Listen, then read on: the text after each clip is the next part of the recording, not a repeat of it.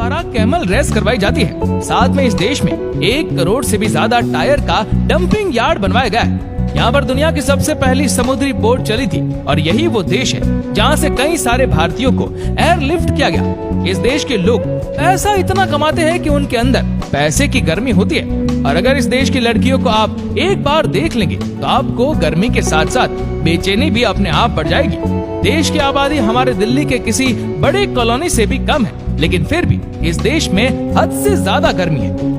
ये एक ऐसा देश है जिनकी दौलत के सामने अमेरिका और इंग्लैंड भी फीके नजर आते हैं। जी हाँ दोस्तों, हम बात कर रहे हैं दुनिया के सबसे अमीर देशों में से एक कुवैत की। दोस्तों, कुवैत का पूरा नाम है दवालात अल कुवैत। साथ ही बता दूं कि इस देश की स्थापना 1613 में हुई थी। कुवैत की राजधानी है कुवैत सिटी, जो इस देश का सबसे बड़ा शहर है। देश की कुल आबादी है 43 लाख के करीब। कुवैत में 100% लोग शहर में रहते हैं, यानी कि इस देश में कोई गांव है ही नहीं। कुवैत सिटी को कुवैत का हार्ट माना जाता है। सिटी की सीमाएं इराक और सऊदी अरब के साथ जुड़ी हुई है। कुवैत की बहुत सी बड़ी कंपनियों और निकायों की हेडक्वार्टर्स यहाँ स्थित है और साथ ही ये अरब जगत का एक इम्पोर्टेंट टूरिस्ट प्लेस भी है। कुवैत की करेंसी है कुवैती दिनार, जो दुनिया में सबसे महंगी करेंसी में से एक है। एक कुवैती दिनार करीब 242 इंडियन रुपीस के बराबर होती है। दोस्तों, कुवैत दुनिया के सबसे बड़े तेल भंडारों वाला देश है और ये अपना 60% तेल एशिया में ही एक्सपोर्ट करता है। कुवैत का तेल भंडार दुनिया का 6ठा सबसे बड़ा तेल भंडार है, जिसकी खोज 1934 में हुई थी। कुवैत कितना अमीर देश है ये तो हमने जान लिया। अब बात करते हैं कुवैत के लोगों की, जिसके पास है बेशुमार दौलत। यहाँ की ज्यादातर आबादी अमीर है और इनकी दौलत का जलवा चारों तरफ छाया हुआ है। क्या आप यकीन कर सकते हैं कि यहाँ एक आदमी की सैलरी $71,000 है। जी हाँ, यानी करीब 53 लाख। यहाँ के लगभग हर एक इंसान के पास अपनी अपनी कंपनीज है। इसीलिए कुवैत की कुल 70% आय वहाँ के इंडस्ट्री से मिलती है। इनके लाइफस्टाइल भी कमाल के हैं। यहाँ के लोग महंगी महंगी गाड़ियों में घूमते हैं और एक से बढ़कर एक शानदार घरों में रहते हैं। मतलब सब के सब रईस है भाई यहाँ पर। तो दोस्तों, दुनिया के सबसे गर्म देशों के लिस्ट में कुवैत भी आता है। कुवैत तो छोड़िए, सारे अरब देशों में बहुत ज्यादा गर्मी पड़ती है और गर्मी की वजह से वहाँ लोगों की हालत खराब हो जाती है। यहाँ दिन में तो टेम्परेचर 55 डिग्री तक चला जाता है, लेकिन जैसे ही कुवैत में भयानक गर्मी पड़नी शुरू होती है, वैसे ही यहाँ पर काम करने का तरीका भी बदल जाता है। यहाँ जो भी कंस्ट्रक्शन के काम होते हैं उन्हें 2 शिफ्ट में करना पड़ता है। एक शिफ्ट सुबह 6 बजे से 10 बजे तक होती है और फिर शाम में 5 बजे से रात में 10 बजे तक। दिन के समय में आपको यहाँ पर कोई भी बाहर घूमते हुए नजर नहीं आएगा, क्योंकि जो बाहर निकलता है वो तेज गर्मी की वजह से बीमार हो जाता है। दोस्तों, कुवैत एक मुस्लिम देश है और यहाँ कुछ कानून बहुत सख्त है। ये दुनिया के उन देशों में आता है जहाँ पर शराब पीना, बेचना या लेकर आने पर भी पूरी तरह से प्रतिबंध है। दुनिया की सबसे खूबसूरत औरतों वाले देशों की अगर बात करें तो कुवैत इसमें भी बहुत ऊपर है। कुवैत की औरतें हद से ज्यादा खूबसूरत होती है और उनकी खूबसूरती देख दुनिया के लोगों के होश उड़ जाते हैं। लेकिन यहाँ एक अजीब नियम है कि अगर आप कुवैत की किसी महिला को कोई गिफ्ट देना चाहते हैं तो वह महिला आपके पास वो गिफ्ट लेने के लिए नहीं आ सकती, बल्कि यहाँ के नियम के अनुसार उसके जगह उसके माता पिता या उसके भाई आएगा।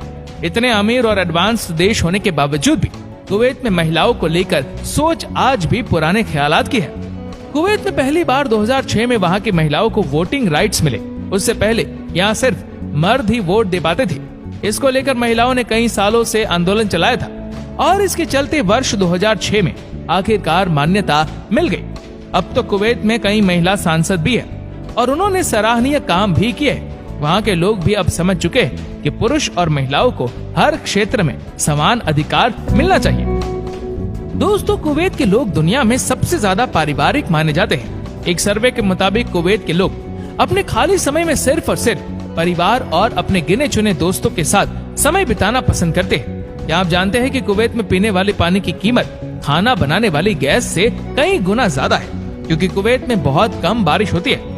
अगर देखा जाए तो एक साल में कुवैत में औसतन सिर्फ 2 दिन बारिश होती है, जो कि बाकी जगहों से बहुत कम है। इसीलिए यहाँ समंदर के पानी का इस्तेमाल हर जगह किया जाता है। समुद्री नमकीन पानी को मशीन की मदद से नॉर्मल वाटर में तब्दील किया जाता है और फिर उसका इस्तेमाल किया जाता है। तभी तो कहा जाता है कि कुवैत से अगर तेल चला जाएगा तो उनके पास कुछ और नहीं बचेगा। दोस्तों, आज दुनिया में सबसे बड़ी बिल्डिंग बुर्ज खलीफा है, लेकिन आप याद रखें इस बात को कि आने वाले 8 से 9 सालों के बाद इस बिल्डिंग से भी ऊंचा टावर कुवैत देश में बनने जा रहा है। इसका नाम है बुर्ज मुबारक अल कबीर। कहा जा रहा है कि कुवैत की सरकार ने इसे चैलेंज के तौर पर लिया है। 2030 में शायद बुर्ज मुबारक अल कबीर को पूरी तरह से तैयार किया जाएगा। कुवैत सरकार को विश्वास है कि इस टावर के बन जाने के बाद देश में ज्यादा से ज्यादा लोग आएंगे और टूरिज्म को भी बढ़ावा मिलेगा। क्या आपको पता है कि कुवैत में रेलगाड़ी नहीं चलती? जी हाँ, कुवैत शहर में ट्रेन की सुविधा नहीं है। वैसे भी इतनी कम आबादी वाले देश में ट्रेन की क्या जरूरत है? वहाँ के लोग बड़ी बड़ी गाड़ियों में जो घूमते हैं। कुवैत देश में सिर्फ एक ही यूनिवर्सिटी है जिसका नाम है कुवैत यूनिवर्सिटी और इसकी स्थापना 1966 में की गई थी।